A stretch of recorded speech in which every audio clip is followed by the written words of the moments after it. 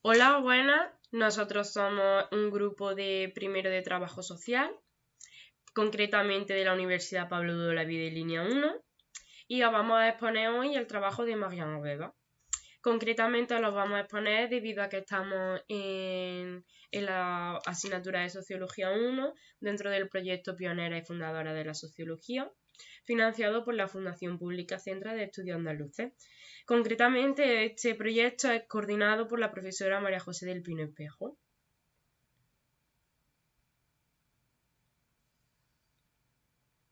Esta socióloga va a ser expuesta por nuestra compañera Yasmina en el ámbito de la biografía.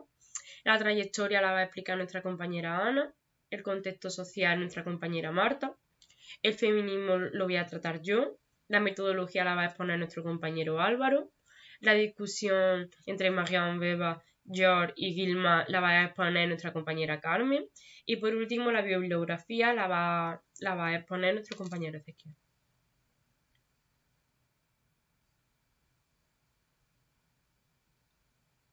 Y ahora os dejo paso a mi compañera Yasmina, que va a hablar sobre la biografía.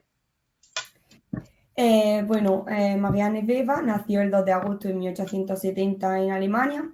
Se recuerda principalmente por ser la mujer de Max Weber, una de las figuras más importantes de la sociología. También ella, aparte, fue reconocida por ser teórica social, intelectual feminista, socióloga de derecho y además autora de 8 libros de análisis social. Nos referimos a ella como Weber y a su marido como Marx.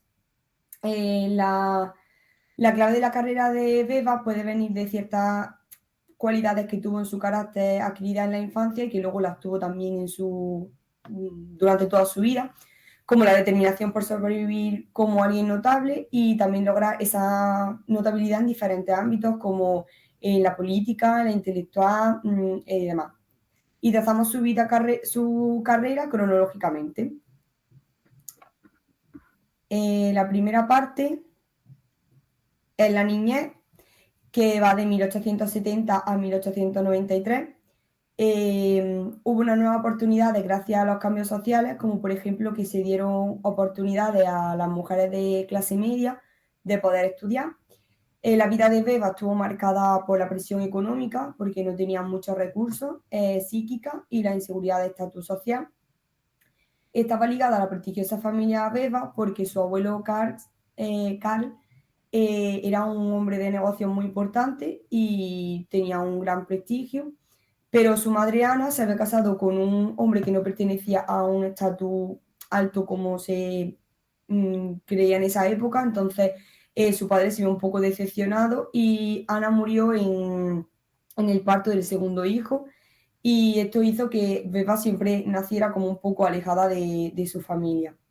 Su infancia había estado formada por experiencias de terror y colapso, porque su tío y su padre tuvieron enfermedades mentales. Entonces ella tuvo como 4 estrategias para la situación de estrés infantil, como por ejemplo que aprendió a distanciarse de la experiencia de la demencia de su padre. Ella siempre se definió como una niña feliz y típica, muy normal. Se centra en los sucesos felices de su vida, aunque reconoce que hayan sido ocasionales y pocos, y se forjó una determinación por escapar hacia un lugar mejor. Es decir, ella siempre quería como superarse. Gracias al vínculo que tenía con la familia Beba, le ofrecieron la oportunidad de que su abuelo Karl, con 16 años, le permitió estudiar en una prestigiosa escuela de Hannover. Demostró que además, aparte de ser y tener unas diferencias con las demás niñas de la escuela, que ella se podría convertir en una persona refinada y llegar a ser alguien importante. Después de 3 años volvió a casa a vivir con su tía y se dio cuenta que era infeliz y que estaba aburrida, entonces se le dio la oportunidad de que fuese a vivir con unos familiares a Berlín y esto hizo que ella se diese cuenta de lo que realmente quería en su vida, así que consiguió poder vivir allí con ellos. Conoció a Marx, que fue un académico brillante con bastantes doctorados y reputaciones, pero tenía relación con Amy y al poco tiempo de conocer a Marianne dejó esta relación y en 1892 Max pide matrimonio a Marianne y en 1893 se casan. Esto hace que lleguemos a la otra parte de la biografía, que es Matrimonio, de 1893 a 1920, que tiene 4 fases. La primera se ve caracterizada por el objetivo ambicioso de Marx. Beba ya se hizo un hueco en el feminismo, entonces se convirtió en una líder de asociación organizada que divulgaba las ideas feministas. Las Bebas trabajaron para crear Heidelberg, una oportunidad de estudio general a las personas que generalmente no podían tener esa oportunidad, pero hubo una crisis repentina que hizo que esto acabase un poco todo. Hubo un enfrentamiento de Marx con su padre porque tenía bastantes abusos con su madre, y al poco tiempo de esto falleció el padre, teniendo una mala relación con su hijo, y esto llevó a la depresión de Marx, que fue consecuencia de una retirada de la vida académica, intelectual y política. Renunció a oportunidades bastante importantes como ser director de una revista, etcétera. La carrera de Beba también se ve desviada porque presta mucha atención a él, a sus necesidades y demás. Esto hace un acercamiento de la pareja y hay una vuelta a la vida normal y roles invertidos, que ahora ella está siempre con asambleas y demás en la calle y él en casa encerrado, como anda antes era al revés. Luego está la tercera fase, en la que vuelve Marx a los estudios al ocio. Hay una infidelidad por parte de él con Els, que además es amiga del matrimonio. Beba estuvo más activa en sus estudios y en la vida pública gracias a la recuperación de Marx. Murió su abuelo Karl y tuvieron una importante herencia, entonces hicieron la creación de un grupo de intelectuales con amigos de Marx y un grupo de feministas con amigos de Beba. Seguían juntos pero con caminos diferentes, ya que tenían caminos diferentes en sus carreras. Cada vez Max estaba más entregado a su amante, pero públicamente seguían juntos con su relación y Max siempre la defendió de todos los ataques antifeministas. En la cuarta fase, Max volvió a recuperar su nivel más alto. Beba fue la primera mujer alemana representante de la Asamblea Estatal. También fue presidenta de la Federación de Organizaciones de Mujeres Alemanas. Su matrimonio ya hacía aguas por todos lados. Tanto Marx con su amante, la muerte de Helen, que era la madre de él, el suicidio de Lili, que era la hermana de él también. Entonces Beba vio como una oportunidad de adoptar a los hijos de Lili, pensando que así podía recuperar su matrimonio. Pero no hubo una reconciliación, ya que el fallecimiento de Marx fue el 14 de junio de 1920 por una repentina neumonía. Por último, encontramos la última etapa de la biografía, que es la viudedad. Va de 1920 a 1954.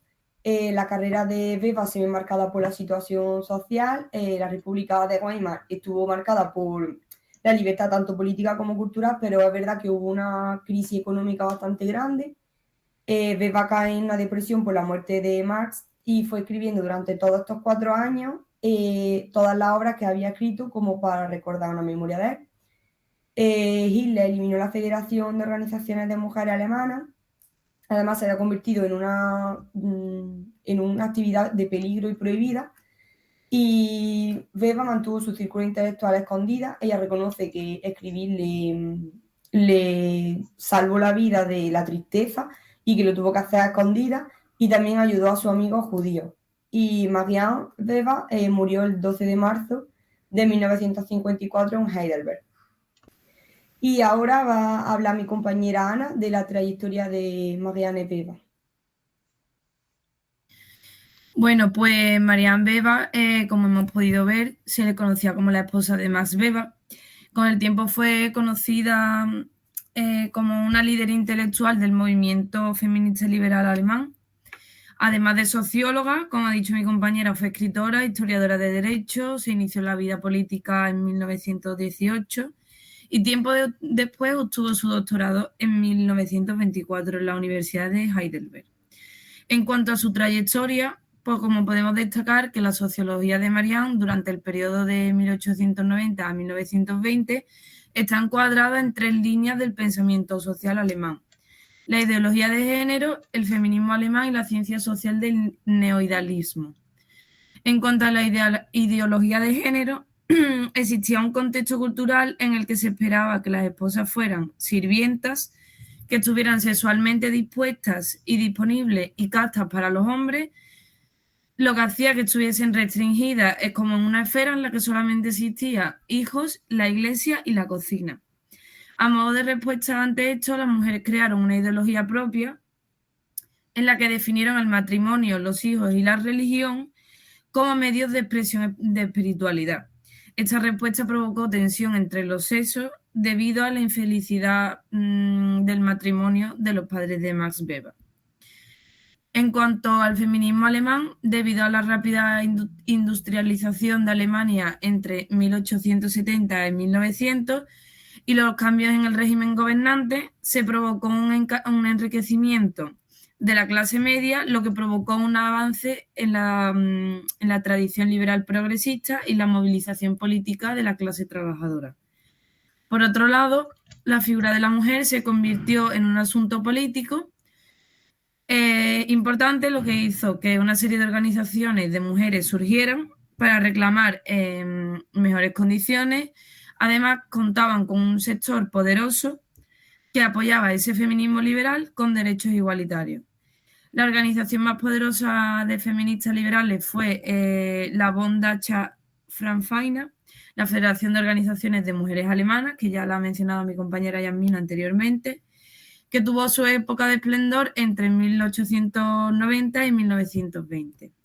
Después mi compañera Marina se extenderá más sobre el pensamiento feminista de nuestra autora. En cuanto a la ciencia social del neoidealismo, podemos destacar que Marianne, como mujer de Marx, vivió y escribió en el centro del círculo de pensadores que realizaron su contribución a la sociología. Dicha contribución, llamada tradición neoidealista, se presenta a través de las teorías de Max Weber y Georg Simmel. La perspectiva de la sociología de Marianne está marcada por diversos temas que he podido resumir en una idea propia. Las ciencias sociales requieren una metodología e investigación neutral, aunque nuestra autora no fue neutral, en la que el objeto de investigación o estudio sea la sociedad moderna occidental, la cual ha perdido el sentido de sus acciones por el crecimiento de las estructuras democráticas. Weber modifica la teoría de la ciencia social a través de una crítica feminista y su método para descubrir el mundo social es a través de la empatía con las mujeres. Sobre su teoría, los temas principales en los que se centra son 4. Son la fundamentación en la experiencia de las mujeres, el matrimonio como paradigma del patriarcado, el uso del trabajo femenino como forma de mapificar el mundo social, la sensibilidad hacia las diferencias y la sensibilidad hacia las diferencias entre las mujeres. Como podemos ver, el tema central es la mujer y el feminismo, de lo cual hablará mi compañera después. Y ahora le voy a dar paso a mi compañera Marta Mantero, que continuará con el contexto social. Hola, mi nombre es Marta y voy a hablar sobre el contexto social. Para la sociología, con muchos ámbitos de estudio, es importante conocer las circunstancias que nos rodean para entender mejor las consecuencias de los hechos. En el caso de nuestra socióloga, la época que vivió la marcó profundamente, ya que vivió la Alemania nazi, lo que le influyó tanto en su vida como en su orientación laboral, en su forma de pensar, de reflexionar, y en todo la marcó profundamente este contexto que voy a desarrollar a continuación. La unificación alemana en 1871 se logra con la victoria del régimen autoritario de Otto Bismarck. Aquí en la presentación he puesto una imagen en la que se ve claramente la personificación de la masculinidad de finales del siglo XIX. Era un hombre enérgico, dominante, y tanto ella como su esposo Max lo criticarán, pero la mayoría de la población alemana lo idolatra, ya que es como el ideal del hombre de la época. En el contexto cultural, la sociedad alemana es conservadora y tradicionalista. Esta concepción patriarcal lleva a las mujeres a ser sumisas y devotas y dependientes económicamente del marido, algo que Marianne criticará durante todas sus obras, ya que ella siempre apela a la autonomía económica de las mujeres. Como socióloga estudia el trabajo de las amas de casa y como diputada propone medidas políticas para reformar las leyes matrimoniales, que durante toda su vida rechazará y dejará reflejado, como he mencionado, en sus obras. En 1904, Marianne realiza un viaje a Estados Unidos en el que visita la Hull House, que ya han mencionado mis otros compañeros, así que no me explayaré mucho más sobre su función y su labor social, y ahí conoce a la famosa Jane Addams y Florence Kelley. Ella también es muy conocida por su rechazo a la opresión de la raza negra. En esta época comienza a publicar artículos donde involucra las teorías de Charlotte Perkins Gilman. La Primera Guerra Mundial afecta mucho a este nuevo movimiento feminista que surgió durante el régimen de Bismarck. En 1914 y 1916, que es donde toma lugar, se puso en la mesa el papel fundamental llevado a cabo por las mujeres, mientras que los hombres luchaban en la guerra. Las consecuencias sociales y políticas de aquel momento modificaron los estereotipos tradicionales de género y se fue construyendo a la mujer moderna, que no solamente se encargaba de los hijos y del hogar, sino que también trabajaba y tenía los mismos derechos que los hombres. En el caso de Alemania, el empleo femenino aumentó exponencialmente, como también sucedió en otros países involucrados como Francia e Inglaterra. En ese momento, todos esos trabajos reservados siempre para los hombres se llevaron a cabo por las mujeres y ellas se quitaron esa venda, como he dicho, de que podían realizar el trabajo con la misma eficacia y productividad que los hombres. Esas diferencias físicas y psicológicas a las que siempre se habían apelado en ese concepto tradicional y patriarcal, pues se fueron esfumando poco a poco. Antes de la guerra se había intentado avanzar en los derechos de la mujer, el sufragio universal, la educación, pero con la finalización del conflicto bélico todo se paraliza, ya que fue una guerra muy dura, con muchos heridos, mutilados y demás. Desafortunadamente, ese movimiento se queda paralizado, pero Marianne, junto a otro grupo de mujeres, ya siguen con esa ideología que se había formado anteriormente. La derrota alemana creó serios problemas sociales por la humillación, la marginación y el aislamiento por parte de potencias occidentales a Alemania. En 1923 se produce una hiperinflación económica a la que en 1929 se le suma la Gran Depresión. Este desastre económico en Alemania afecta también a Marianne como al resto de la población con su descontento social y debilita el régimen de Weimar. Ella, que había adoptado a los hijos de su hermana, tiene que hacer malabares para poder subsistir con los niños y los pocos recursos económicos que le quedan, aunque siempre fue arropada por su íntimo círculo de amigas. En 1920-1929 reemerge a la vida pública tras la muerte de su marido y en 1924 le concede un doctorado por su edición del trabajo de su marido y por sus estudios a las mujeres. A partir de ahí empieza su época de conferenciante, llegando a tener audiencias de más de 5.000 personas y trataba temas tanto del feminismo como críticas sociales, políticas, etc. Durante 1933-1945 tuvo lugar el periodo de represión y terrorismo, por lo que se puso fin a su carrera de oradora. Tras esa inflación de la que hablaba anteriormente y la Gran Depresión, esa crisis económica crea que en la sociedad se extremice los partidos políticos y surgen partidos como el partido de Adolf Hitler nazi y claro, cuando ya toma el poder, pues toda esa carrera política y ese movimiento activista que había tenido nuestra socióloga, pues se acaba. La Alemania nazi provoca que el debate político, esas charlas, reuniones semanales que había tenido ella con su grupo de intelectuales, cuyos miembros posteriormente ya verá que serán parte de la Alemania occidental próspera y democrática, se terminan y ella, como ha comentado anteriormente mis compañeras, ayudó también a muchos amigos nazis, judíos, para la huida del país. Me gustaría comentar una cita que ella habla sobre esta época donde fue callada, porque aunque escribió clandestinamente, como ha comentado Yasmina, ella no puede hacer ni sus charlas ni sus debates, y esto la afectó profundamente. Ella dice en la cita: ¿cómo se conoce el poder del terror? Cada grito era expiado con una muerte desesperada y un martirio inútil. Nos hemos salvado solo por el silencio. Que si analizamos bien la frase, lo que quiere decir es que ella sobrevivió por estar en silencio, estar callada. Finalmente, me gustaría comentar que en sus últimos años, 2 graduados de Harvard le hablaron que las teorías de Marx, que ella escribió en las obras, en una aula bibliográfica, eran famosas por toda América, y le creó gran satisfacción. Y este aporte teórico que ella realizó de las teorías de su marido era, gracias a ella, conocida por todo el mundo.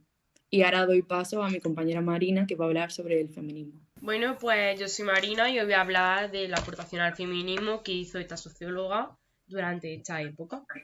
Pasa. Como ya sabemos, Marianne Weber fue una gran socióloga del momento, incluso estuvo bastante reconocida en vida. Esto lo podemos ver a que en grandes ocasiones su marido Max Weber fue reconocido no por su nombre como tal, sino por ser el marido de esta gran socióloga. Algo bastante curioso debido a que nos encontramos en una sociedad que le daba muy poco reconocimiento a la mujer. Algo bastante curioso que también me gustaría mencionar es que además de que tuvo un gran apoyo Marianne por parte de su marido, este recibió una crítica feminista igual por parte de ella. ¿Por qué? Aparte de que este tenía una gran relación con su madre, un gran apoyo a todas las feministas, no abogaba por la mujer como tal. Además, intentó implantarle una sociología muy valorativa a Marianne, y esta se impuso en rotundo y no quiso. Algo a destacar es que Marianne abogaba muchísimo por la libertad y los derechos de la mujer, incluso llegando a participar en reformas del Código Civil para ampliar así los derechos que afortunadamente y constatamos que hizo. Pasa.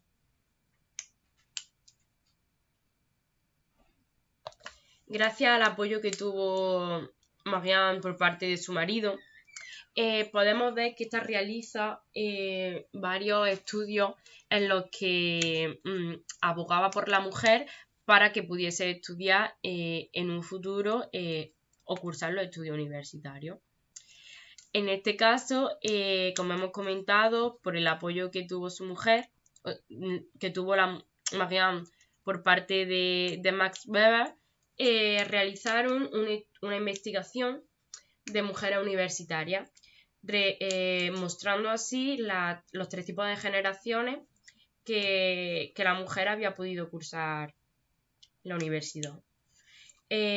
Su importancia la veremos justo al acabar de explicar esta investigación, la cual trataba de que la primera generación de mujeres, vemos que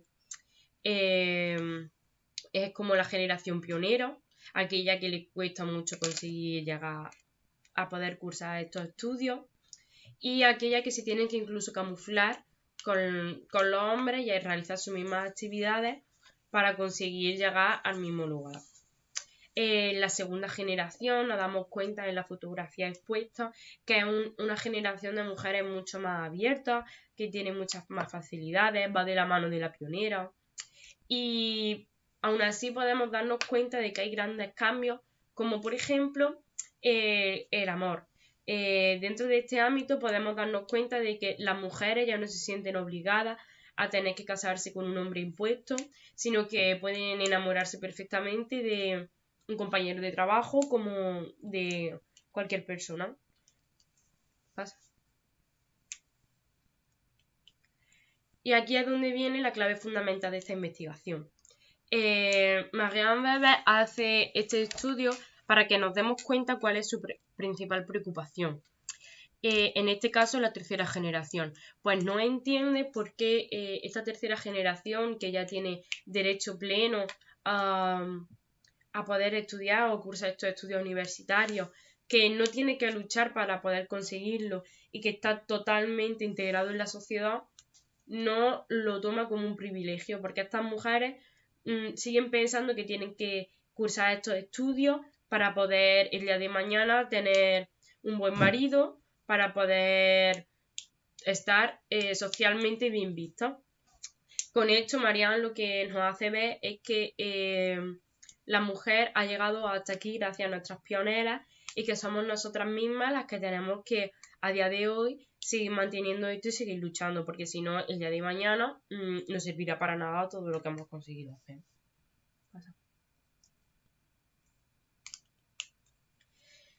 Marianne apostó por 3 grandes puntos fuertes en los que defendía completamente a la mujer. Uno de ellos era el nuevo ideal del matrimonio, otro la diferencia entre mujeres y otro el erotismo. A continuación pasaremos a explicar este nuevo ideal del matrimonio.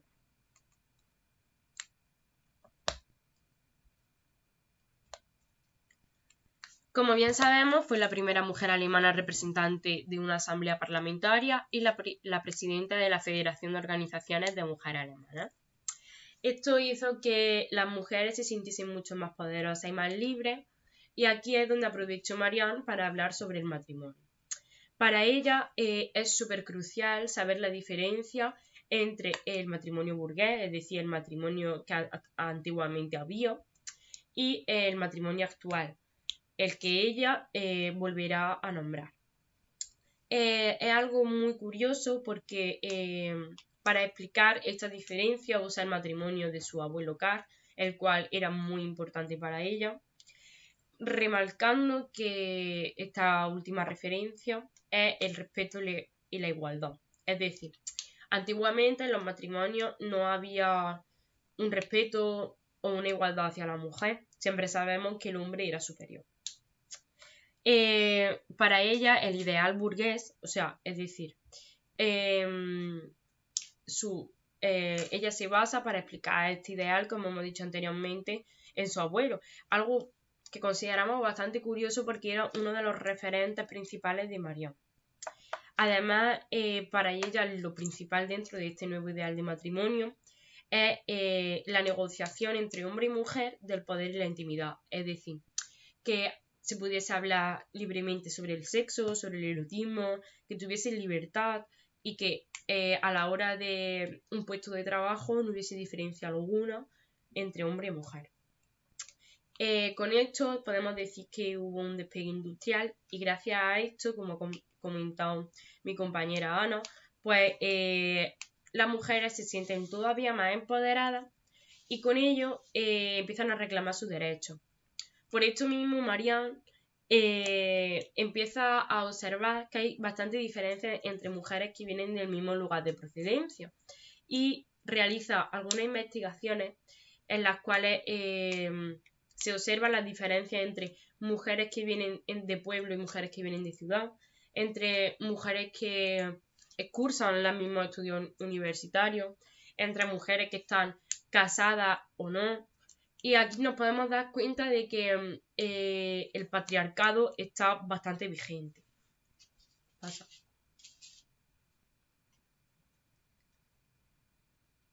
Por último, vamos a hablar del erotismo y de la libertad sexual que ésta tenía.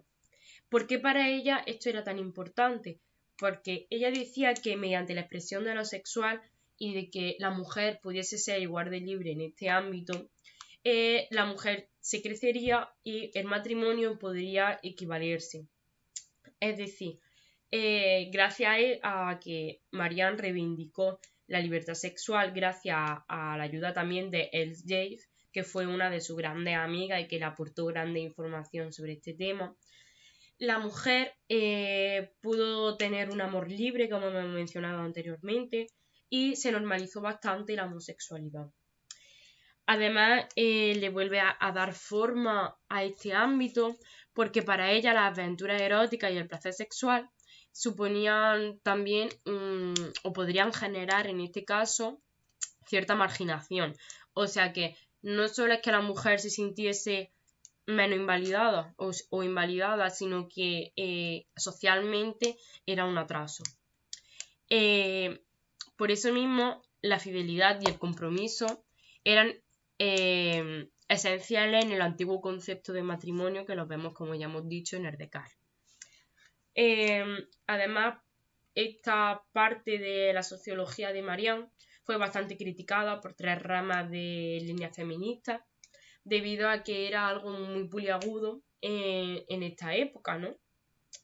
Y volvemos a resaltar el patriarcado porque ella, a las demás líderes sociológicas y feministas de esta época, insistía en que no diesen esos debates a las demás mujeres desde su propia experiencia, porque cada persona lo dice desde su propia situación, ¿no? Desde su propio rango social, y esto lo único que hacía era crear aún más discriminación. Respecto al patriarcado, podemos decir que Marianne acaba en esta época con gran parte de él. Vale, pues yo soy Álvaro y os voy a hablar de la metodología de Marianne Wieba. Y para ello, primero hay que hablar de dónde salió su pensamiento y su propia sociología, que fue en las discusiones con los colegas masculinos de su marido, donde ella fue desarrollando su propio pensamiento y creando su propia sociología, centrándose siempre en su compromiso con el feminismo en diferentes ámbitos. Uno de los ámbitos fue la sociología de derecho, que tiene una obra monumental sobre cómo trata la legislación en la maternidad y en el matrimonio, y cómo define a las mujeres. Y a su tarea desde la ley, hecha por los hombres y aclimatada dentro del patriarcado, remontándose a los orígenes de la institución del matrimonio en todas las sociedades, que era el derecho del más fuerte, y las mujeres como propiedad de los maridos, y cómo fue evolucionando históricamente para empezar a conseguir algunos de los derechos de las mujeres, pero siempre dentro del patriarcado. Después también está la sociología de la cultura. La cultura en un sentido amplio, antropológico, que es donde discute con Simmel, donde mi compañera Carmen profundizará más adelante. Y en la discusión con su marido sobre su tesis del espíritu de la ética protestante y del espíritu del capitalismo.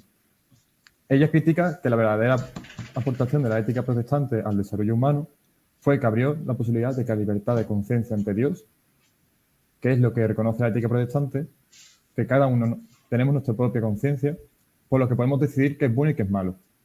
También incluía a las mujeres, y fue el único camino que les permitía desobedecer a sus maridos. Cuando las órdenes de este no estaban de acuerdo con la ley divina, el poder desobedecer abrió la puerta a la libertad de conciencia y espíritu femenino, y eso le parecía más importante que el espíritu del capitalismo. La contribución de Marianne Wieba a la sociología reside en el modo en que modifica nuestra comprensión de las teorías de Max Weber y George Simmel.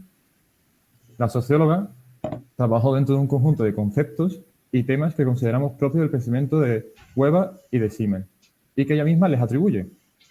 Adopta su metodología que privilegia el análisis de los casos históricos específicos y la aproximación a los sujetos humanos desde el sentido de su acción. Sin embargo, introduce una fractura crítica y feminista en estos discursos a la colación la pregunta por las mujeres. Ya nuestra compañera Carmen expondrá sobre la comparación entre Marianne Wieba y George Simmel.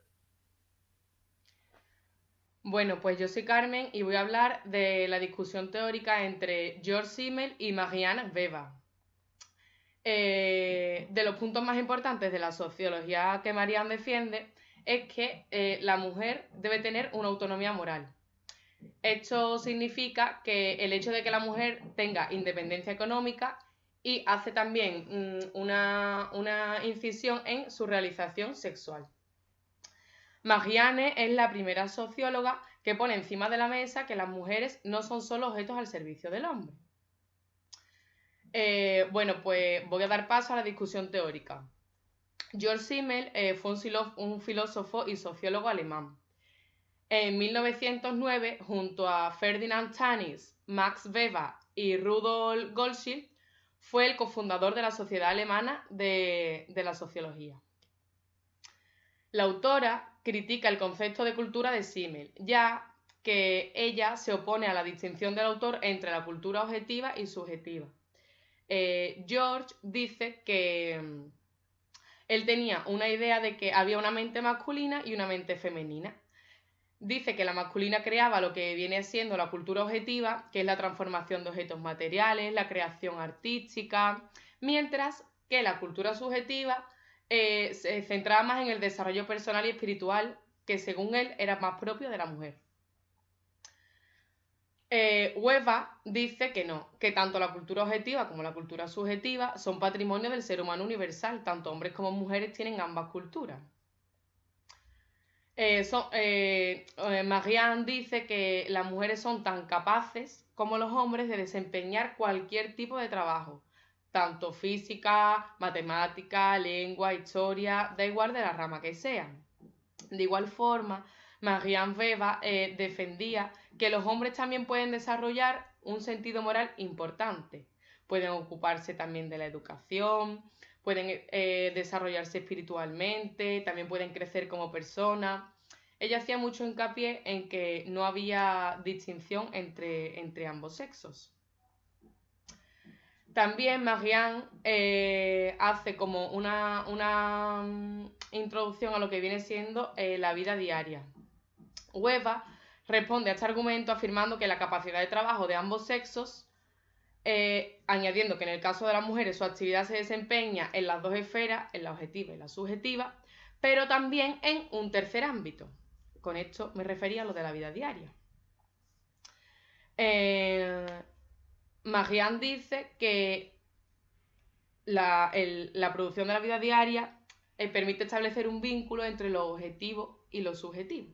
De igual manera, Marianne sostiene un punto de vista crítico en relación con los conceptos como la neutralidad valorativa, el tipo de ideal, la autoridad o el poder, acuñados por su marido Max Weber, o sobre también la filosofía del dinero de George Simmel. Marianne dice que la paradoja es que por un lado somos seres humanos idénticos, pero por otro lado a las mujeres se nos trata como si tuviésemos que estar siempre subordinadas a la figura del hombre. Esta paradoja es lo que define la situación de las mujeres y pone en marcha el programa de lucha feminista. Bueno, también Marianne Weber dice que las mujeres tienen históricamente un papel fundamental, ya que ellas son capaces de organizar la vida en el día a día. Con esto se refiere tanto a las mujeres de clase alta como a las mujeres de clase baja. En relación con la filosofía del dinero de George Simmel, señala que tal concepto merece como una reelaboración a la luz de la situación de quienes no tienen ningún ingreso propio frente a quienes viven pues muy cómodamente disfrutando de lujos y privilegios. En este sentido, Marianne defiende que las mujeres obtengan una remuneración por el trabajo doméstico que realizan, ya que es un trabajo como otro cualquiera, aun sabiendo las dificultades que generaría esta propuesta. También quiere que todas las personas dispongan de un mínimo de ingresos como requisito para que todo el mundo pueda actuar libremente y todo el mundo pueda realizarse como persona libremente, sin tener que depender de otro. A continuación, hasta aquí mi aportación, y a continuación mi compañero Ezequiel nos va a hablar un poco de la bibliografía y de las obras de Marianne Weber. Yo soy Eze y os voy a hablar un poco sobre la bibliografía, ¿vale? Y uno de los ensayos importantes sobre Marianne Weber, ¿vale?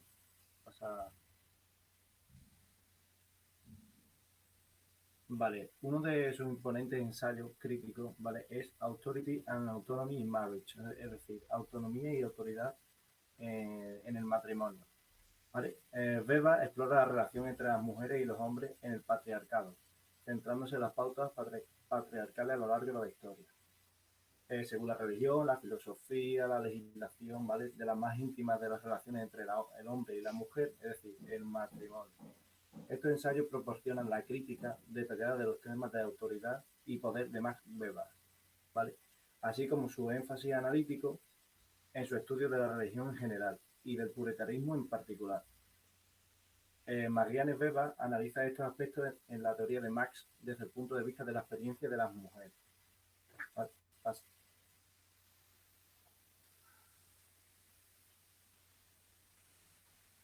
Vale. Debemos mencionar, cuando se habla de Marianne Weber, un extracto sobre la valoración del trabajo doméstico. Aquí, Weber defiende la autonomía económica de la mujer como paso clave hacia una independencia, ¿no? Una liberación plena.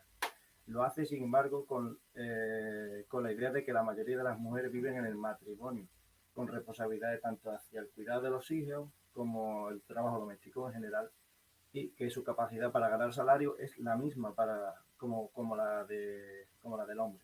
Es decir, que se tienen que igualar los salarios. La mujer puede hacer el mismo trabajo que el hombre. ¿Vale?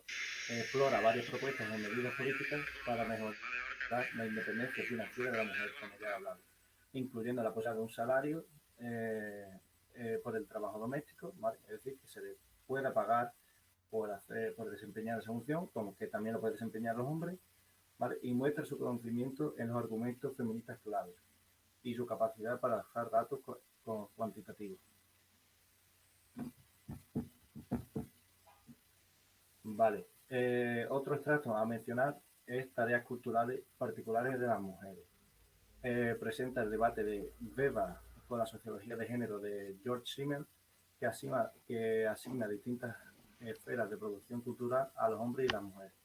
A los hombres de producción una cultura objetiva, ¿vale? Y a las mujeres una cultura subjetiva, ¿vale? Weber explora las capacidades de las mujeres para diferentes áreas, es decir, que son capaces de defenderse en cualquiera, ¿vale? Y entonces añade una tercera área de producción cultural, el terreno intermedio que moldea la existencia inmediata y cotidiana, ¿vale? Y establece su importancia crucial para la cultura en general. Y la enorme significación de la mujer en el área de ese trabajo, ¿no? Es importantísimo. Vale. Y hasta que no tengamos, como pone, una traducción más completa, no podremos hablar sobre ese libro, porque es imposible valorar completamente la importancia que tiene, ¿no? En el discurso de Max Weber y George Simmel. En este punto diríamos que, aunque Marianne Weber aporta una voz crítica, su alcance en la sociología no llega al punto de Max Weber y George Simmel, ¿vale? Pero cuando se habla de feminismo, Marianne Weber inserta una cuña crítica y feminista en este discurso, es decir, al abordar asuntos subversivos del feminismo, situándose en la experiencia de las mujeres y generalizando a partir de esa experiencia, ella llega a desmontar algunas de las construcciones más teóricas y más famosas de Max Weber y Simmel. Pues hasta aquí sería todo y muchísimas gracias.